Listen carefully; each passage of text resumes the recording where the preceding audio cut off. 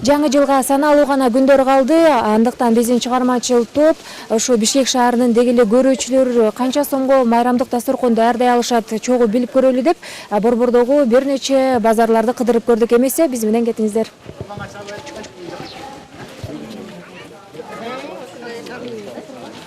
Нурбек Курбашев базарда азык-түлүк сатып 6 жылдан бери эмгектенет. Анын айтымында быйыл базар баасы жогору болгондуктан сатып алуучуларда жылдагыдан аз дейт. Мурда 1000 сомго продукта кылып чыгып кетсе ош базардан, азыр 1000 сом менен кирип продукта кыла албай калат уже.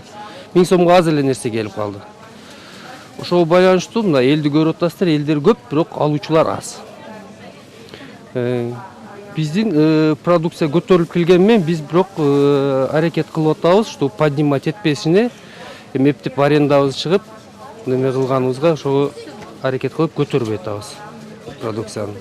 Баба ошо элдин немесине, бирок кээ бир элдердин чынында акчасы жок, көп нерсени ала албайт. Эгер биз дагы көтөрө турган болсок, анда элге кыйын эле болуп калат. Картоп продукциясы 300 килограммы 50 сом болобу? Биздин чыгармачыл топ Борбордогу эң арзан саткан базарга бардык. Ал жакта жаңы жыл дасторконун оюңдагыдай жайыш үчүн кеминде 5-6 миң сом керектелет. Бирок элде акча аз болуп, азык-түлүк, мөмө жемиштердин баасы өсүп кеткендиктен айрым жарандар 2-3 миң сомго чейин даярданабыз дешет. Жаңы жылга белек майда чүйдү алганы келдим. Бүт баары кымбат. 30 жыл пенсияны иштеп пенсияга чыктым 2900 сомго. Мына азыр 1 литр май алсаң 150 сом. Пример раньше слишком много расходили. Сейчас экономно. Экономить это. Потом дорого. Яйца уже 11 сом. Куда денуть? Раньше по 5, по 6. Бааларыбыз жогору, сырттан келген товарлар кымбат баада келип атат.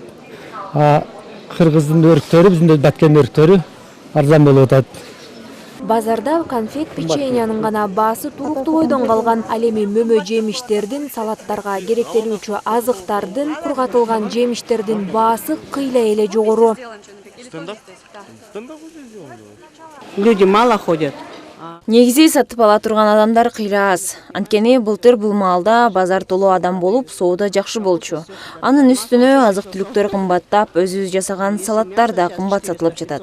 Же адамдарда өлкөдөгү кырдаалдан улам акча жок болсо керек. Нормальный будет.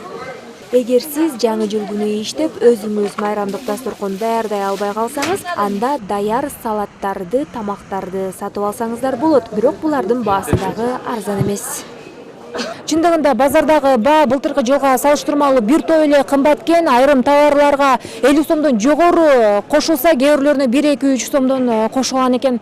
Бул сөздү дагы биздин сатуучулар дагы тастыктап жатат. Эмне болгон күндө дагы бардык кыргызстандыктардын жаңы жылдык майрамы ойдогудай өтсүн. Ар бир майрамдык дасторкон жакшылыкка жайылсын. Биз өз кезегинде СТВ каналы дагы бардык кыргызстандыктарды жаңы жылыңыздар менен куттуктайбыз. Нура Кайратова, Жаныбек Эмбердиев, СТВ.